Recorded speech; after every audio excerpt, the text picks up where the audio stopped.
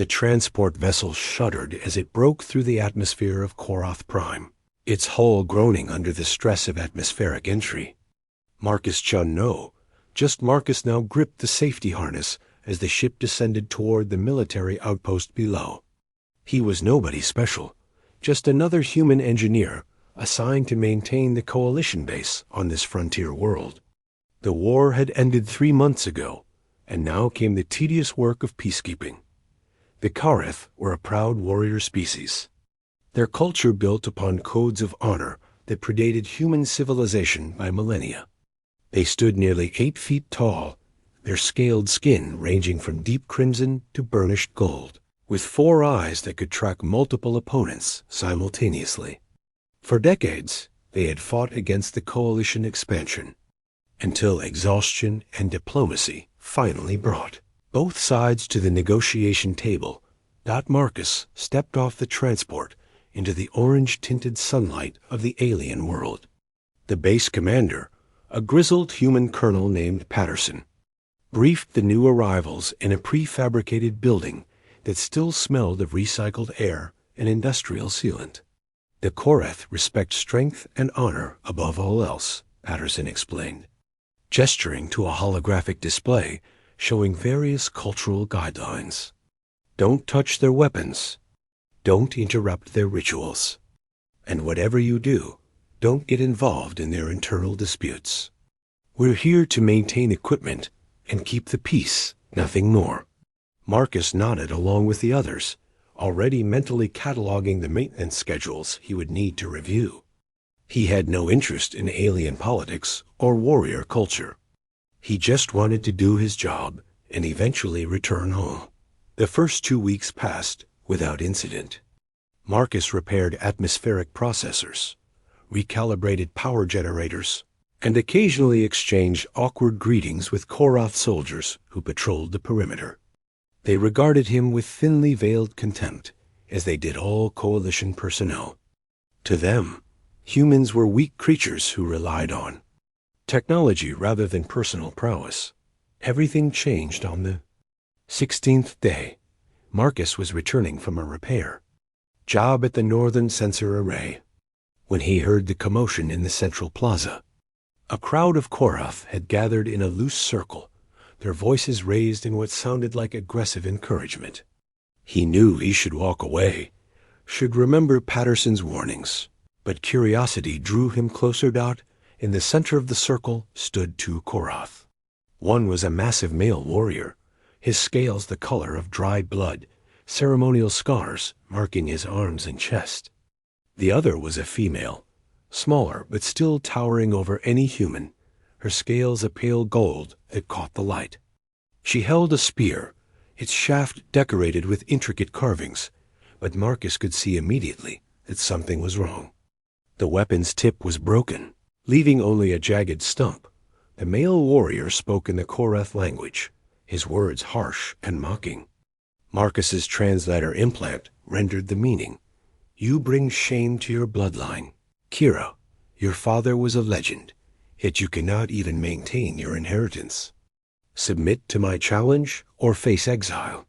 The female Kira raised her broken spear defiantly, but Marcus saw the tremor in her arms, the way her secondary eyes darted around the circle, seeking any support.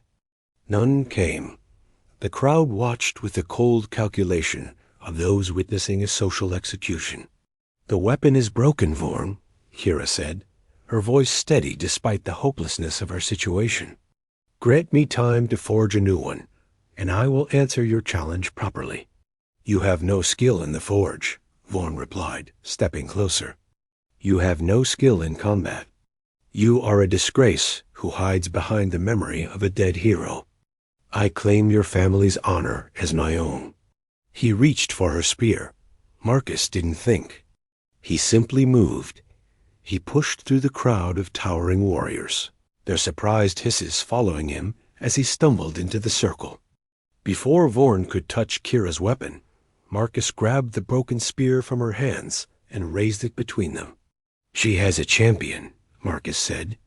The words coming out before his brain could properly process their significance. Back off. The plaza fell silent. Every eye, hundreds of alien eyes fixed on the small human holding the broken weapon. Kira stared at him with an expression Marcus couldn't read, her scales shifting through colors he had no reference for. Vorn recovered first, his mandibles spreading in what might have been a laugh. A human? You claim a human as your champion, Kira? This makes your shame complete.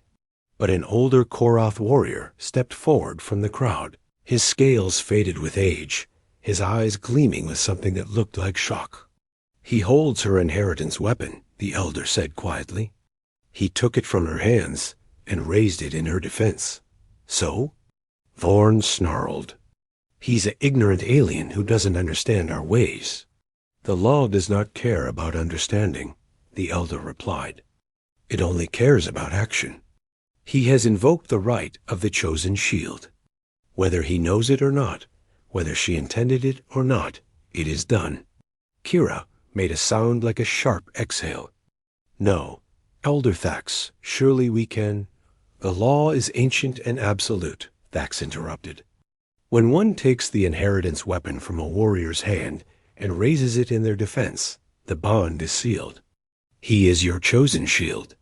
You are his shielded heart. Neither may refuse what has been made. Marcus looked down at the broken spear in his hands, then up at Kira's stricken face. What does that mean? Patterson's voice crackled through Marcus's cum implant. It means you're in serious trouble, son. Get back to base immediately. But Thax was already speaking, his words formal and ritualistic.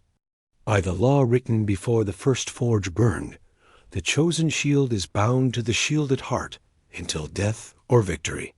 He must stand in her place in all matters of combat. She must provide for his needs and protect his honor as she would her own. They are one warrior in the eyes of the ancestors.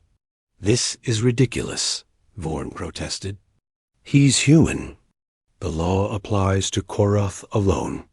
The law speaks of warriors, not species, Vax said firmly. If you dispute this, challenge him. But know that by doing so, you challenge Kira's entire bloodline and all who came before her. Vorn's scales darkened with fury, but he stepped back. Even in his arrogance, he wouldn't dare challenge such sacred tradition openly. This isn't over, he growled before stalking away. The crowd dispersed slowly, many casting curious glances back at Marcus and Kira. When they were relatively alone, Kira turned to Marcus. Up close, she was even more imposing, her 4 eyes studying him with an intensity that made him want to shrink into himself. You are either very brave or very foolish, she said quietly. Definitely foolish, Marcus replied, still holding her broken spear. I'm sorry. I didn't mean to mess up whatever cultural thing was happening. I just saw someone about to get hurt and reacted. Something shifted in Kira's expression. You saw someone about to get hurt, she repeated slowly, as if testing the words. Not a alien. Not an enemy. Just someone, well, yeah. She took the broken spear back from him, her clawed fingers careful not to touch his skin. My father carried this weapon for 40 seasons. He fell defending our colony from raiders when I was young. I inherited it along with his debts of honor and his enemies. Vorn seeks to claim our family's status by proving me unworthy of the inheritance. But your weapon broke. That's not your fault. In our culture, the warrior and the weapon are one. If the weapon breaks, it signifies the warrior's failing. I should have maintained it better, should have seen the stress fracture before it became critical. She looked down at the broken spear with obvious pain. Now I am bound to you by laws older than memory, and you are bound to me. The chosen shield must fight my battles until I am restored to full honor. Marcus ran a hand through his hair, his mind racing. Okay, how do we restore your honor? I must forge a new spear, worthy of my father's legacy. To do this, I need access to the ancestral forges in the northern mountains, but the path is held by Vorn's kin clan. It will not grant me passage. Then we'll find another way, Marcus said. I'm an engineer. I'm good at solving problems. Kira studied him with all four eyes, her head tilted slightly. You would help me? Even though this bond was forced upon you? You were standing there alone against that guy and a whole crowd, Marcus said. Nobody should have to face that by themselves. Besides, seems like I don't have much choice now anyway. For the first time, Kira's mandibles parted in what might have been a smile. Perhaps the ancestors knew what they were doing when they wrote the old laws. A chosen shield must have a true warrior's heart, regardless of their origin. I'm really not a warrior, Marcus protested. You stood in the circle when others would not. You raised a weapon in defense of another. These are the actions that define a warrior, not physical strength or skill with a blade. She gestured toward the northern mountains, barely visible through the haze. Come, if you are truly my chosen shield, we have much work ahead of us. And I must teach you our ways before Vorn finds a legal method to challenge you directly. Marcus looked at the distant mountains, then at the broken spear in Kira's hands, then at the alien warrior who was now somehow bound to him by ancient law. Patterson was going to kill him. The engineering corps would probably discharge him. His quiet, boring assignment had just become impossibly complicated. But when he looked at Kira, he saw the same thing he'd seen in the circle. Someone who needed help, who deserved better than to stand alone. All right, he said. Let's go forge a spee.